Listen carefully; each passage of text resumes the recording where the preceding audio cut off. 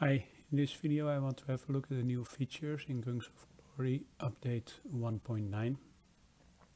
What might be the nicest feature I can't really say much about because they haven't really mentioned anything about it yet and it's not available yet, which is the Ultimate Alliance campaign. I'm hoping that that is what it was, the Ultimate Alliance Conquest in King of Avalon.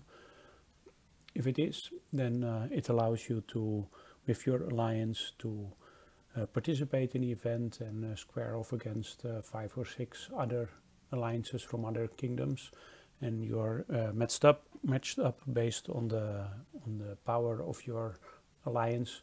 So it should give you alliances that are relatively close to you when it comes to battle. So it can be quite a serious conquest. It is quite nice. It allows you to try out things a bit with combat, and it will allow you to heal your troops automatically. I mean, without spending resources. They'll end up in some special hospital if it is the same, assuming it's the same. So that's quite nice. But yeah, we have to wait and see for that. Something else that's new is the levels for your castle, 36 to 40. For your castle, nothing really too strange, too unexpected. It's just adding more march capacity, which is of course nice if you're able to do so, but this is probably more interesting for the big spenders because the low or medium spenders won't be even coming close to finishing level 35 yet.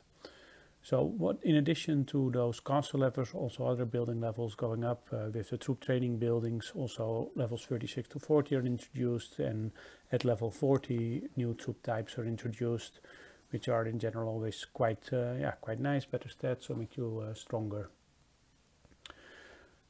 Another new feature is the vengeance alert that you can use. I think you have to pay gold for that. And that prevents a lord who has attacked you to shield for a certain waiting period. Could be nice, but yeah, often those lords are maybe too strong anyway to attack. So not sure whether it will be very useful, maybe just in situations where you can rally them with a group. Another new thing, but that is for spenders only, which seems to be a bit focus for this patch.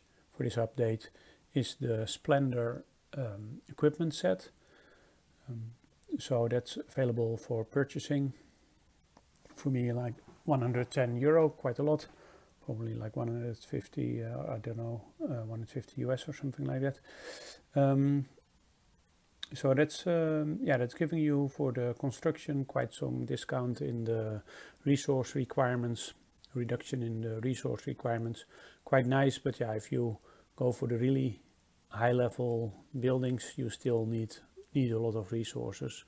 So it's nice. It allows you to basically speed up through a lot of the lower levels and have some reduction for the requirements for the high levels. But yeah, just realize that if you use it, you will still need to get a lot of resources for the higher levels. Okay, for the guards, there is a new guard. Let's look at that. That is this one, Captain Treville, which is kind of interesting. I don't really like it, but it's kind of interesting that they have now in the advisor role have a combat hero. If you look at those advisor roles, previously we had more like resource production, resource gathering, this kind of boosts, and now you can have a combat based boost as well. So it's nice. It's really nice in the sense that it will really be stronger and you don't have a combat guard there yet. But yeah, it feels a bit like cheating. You might have already spent a lot of effort to get a nice hero there that gives a good resource production or resource gathering, but now probably you want to focus on getting that guard Captain Travel to have extra combat boost. The other thing what you can do now, let's see, can I activate that somehow, is to hire an airship, mercenary airship that gives you so that let's see, you have to pay money for that as well. That gives an extra one of your marchers the same benefits from the airship. I don't know, maybe some players really find it worth it that they can attack with multiple marchers at the same time with those boosts from the airship. Personally, if I attack with one march only when I attack. So yeah, for me it's not really that interesting. Those were really the new features. Some others are optimizations.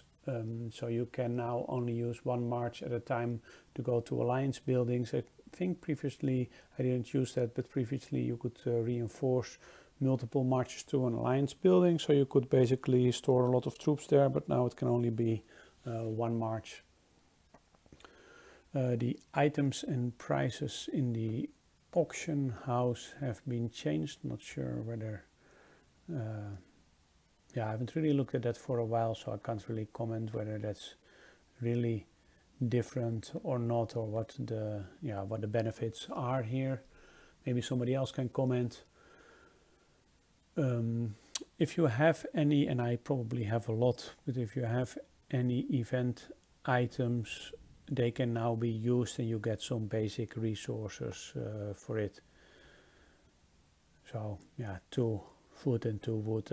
I probably just keep it in case they are ever reintroduced again, then the rewards will be better, but there are quite some players that probably just are annoyed that their inventory is so full with crap they couldn't use, so now they can remove those and get some small resources back for it. There's a defense optimization for the spirit mines. I think probably they let's look at that. Might be that the interface is a bit nicer, that you can now see multiple people that you can take your revenge on.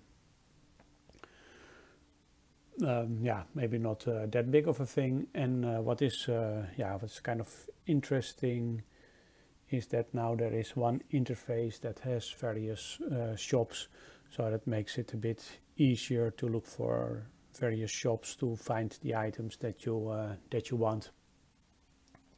All in all, I'm not that impressed with this event, unless this Ultimate Alliance campaign is really going to be interesting, but for the rest it seems mostly, the changes are mostly relevant for spenders and big spenders that are willing to just fork out like €110 or something like that to get access to the new features. I'm not one of those players.